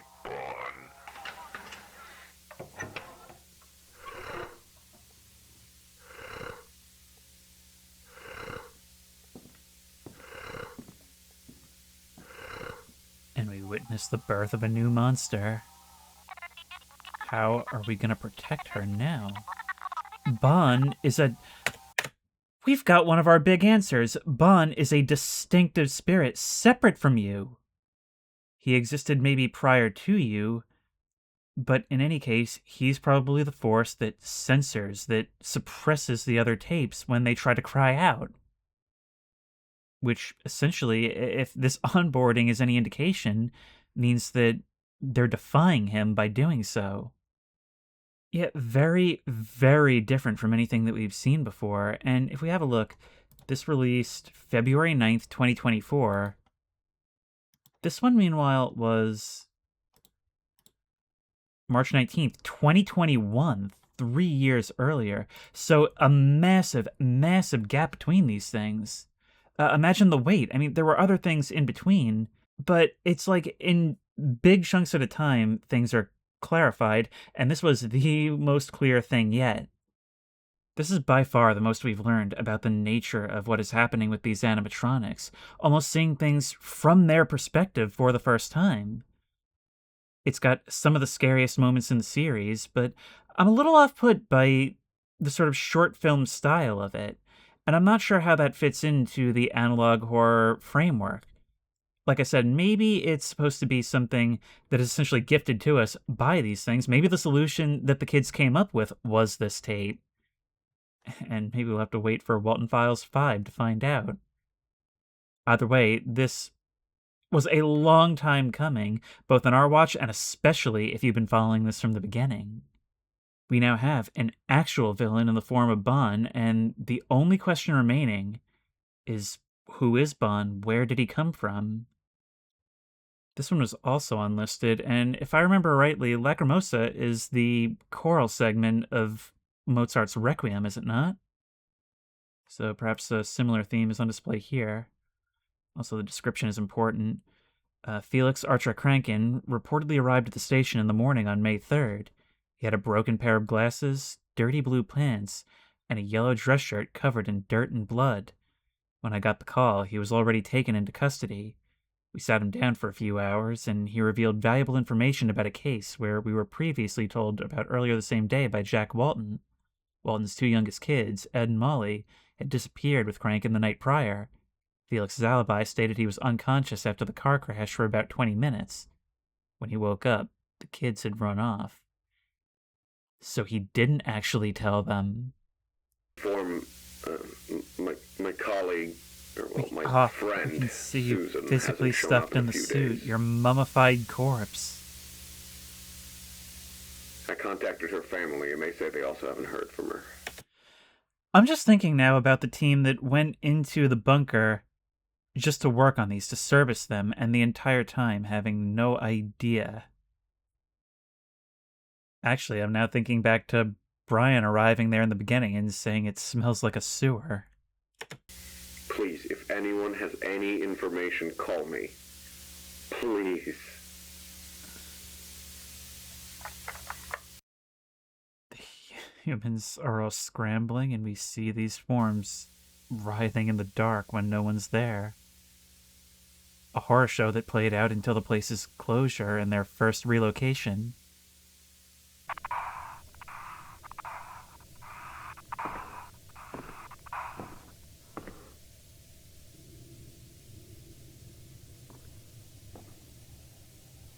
In this, we're getting the perspective of what a nightmare it is for the things we've been afraid of this entire time. What it's like to wake up as this for the very first time.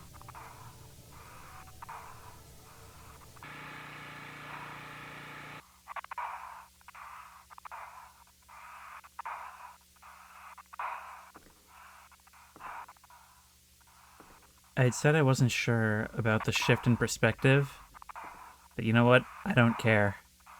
This is so unsettling, and it's got the weight of nightmares. It's got the feeling of confusion and of being smothered by its atmosphere. And that's the end. We're moving on to the next. The last. And this last released only 5 months ago, back in June. Hey, mystery solvers. Found this one with my friend Danny while hiking back in Michigan. You won't believe this, but it was left in the same spot I found tapes 1 and 2. Weird. Danny told me there's apparently an error where from 3:14 onwards, there's just a white screen for the remainder of the video. Sorry about that. Apparently there's no way to fix it. Doesn't appear to be the case. Well, if it was found in the same spot you found something previously, that means it's being left for you, does it not? Hotline Dial Pals video. 1977. No, excuse me, this is much more a 90s level of creepy intro.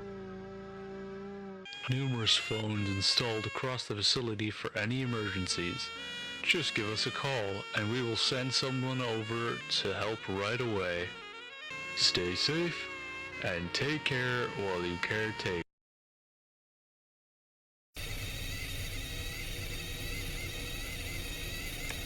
The facade clashing with reality once more, although it's not much of a facade. I mean, those animatronics appear that way even in the promotional videos. It's absurd almost. Still, this is kind of cool. It actually makes sense that this sort of found footage would be appearing on this tape like this because they would have access to these tapes. That's just what would be around. You might be getting close to the forbidden door. You're in that corner.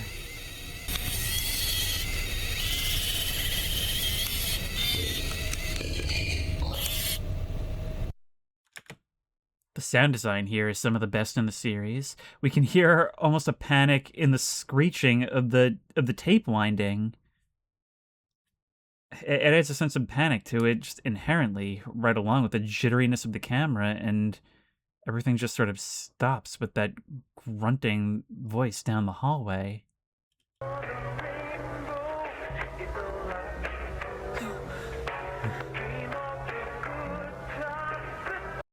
Nothing you can do but stop and stare. And even after all we've been through, that gave me a start that is distinctly human. And it's just standing there staring. Well, careful what you wish for. We have upgraded far beyond just putting a spooky face on the screen.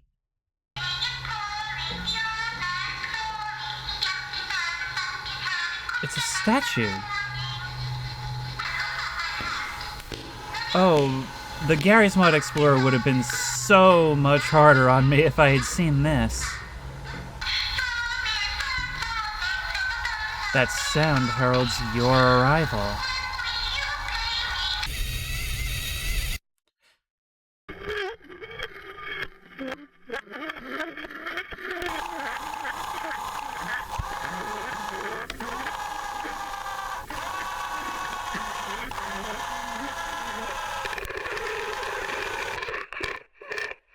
That was just an actual ghost.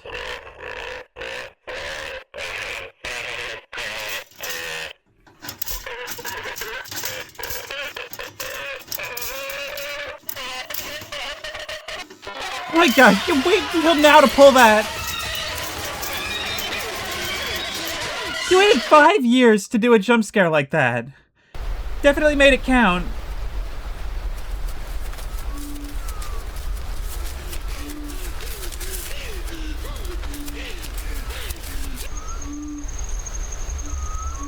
And if you do break and run, if you try to leave, where are you gonna go? Straight into that same forest where they were buried.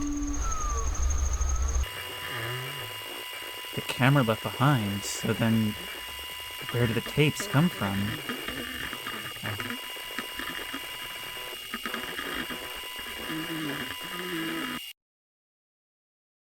Their ghosts, their bodies, and their new forms, all still here.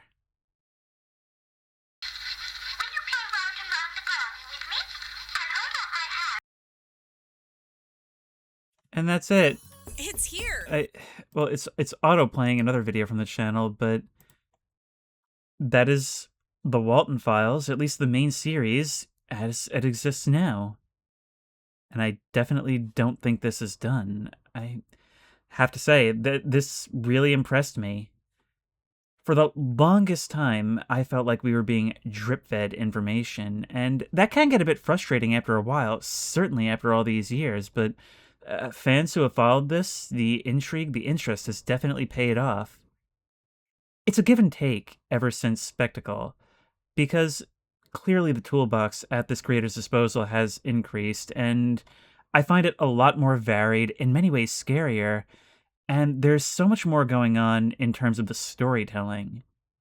This comes sort of at the cost of it just kind of becoming an animated series rather than true analog horror. But in my opinion, it's maybe kind of worth it. I don't know, maybe there's a way where both could have been preserved. But I've definitely found myself enjoying this more and more as time has gone on, especially since Bunny Farm. The series certainly dropped us in at the middle point of this story. It made us feel like we were so lost, and without any context for what we were seeing, all we know is that, wow, this is some creepy stuff. And I like that, because something I really like in horror is being in a situation that feels wrong, but not learning until later just how wrong that was. Like, finding that gray bunny in that back room of the bunker is such a huge reveal that we are utterly unable to appreciate until much, much later. And learning that we're planting all these seeds that early on is very, very cool storytelling. It kind of makes me wonder how much of this is planned in advance versus how much is done on the fly. Like, if this creator is just really good at working with what's been established and reimagining it as they go. You can definitely feel the creator be more inspired and more empowered as their tools develop, and as they have more of an idea themselves of what they want this to be. The evolution in such a short time has been super cool to see, and given the out-of-order nature of this, I guess you can't really blame me for playing the map first. I'm not sure if it would be better or worse had I known all this, but, well, a big part of horror is looking back and seeing the danger we didn't even realize we were in, right? If you guys like this, I'll definitely go back and check out the remaining videos on this channel. I think you could almost watch these, at least the main files videos, out of order. Because, as I previously noted, they kind of feel like they're different sides of the story rather than chronological pieces. In being told this way, it's very aware of the assumptions you're probably going to be making about where it'll go, and it's constantly challenging them. So many red herrings, so many things that seemingly come out of left field, only to be seen from a different angle later on that makes it make perfect sense. This started off creepy, but as kind of a one-trick pony.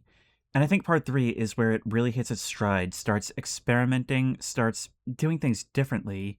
And I don't really know how I'll feel about some of these things until all's said and done, because it certainly has a track record of introducing things that I'm not sure about at first, and then kind of justifying them by the end.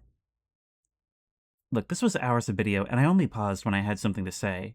There were, for all the praise I heaped on it, plenty of things that I thought were unsubtle or cheesy or even not that scary. But we filled 2 hours with things that absolutely were all those things. Look, I've said a million times, I don't know if this video is going to be fun to watch. I don't know how to do reaction content. But I am glad I did it because I really think that having a wide variety of experience with media, especially when it comes to things you wouldn't normally watch, is very valuable. Even if you don't end up liking something, which I did like this. Look, this was inspired by Five Nights at Freddy's, and yet it's something that's very different. You can find inspiration anywhere, and that's why it's good to look at things that you wouldn't normally be interested in.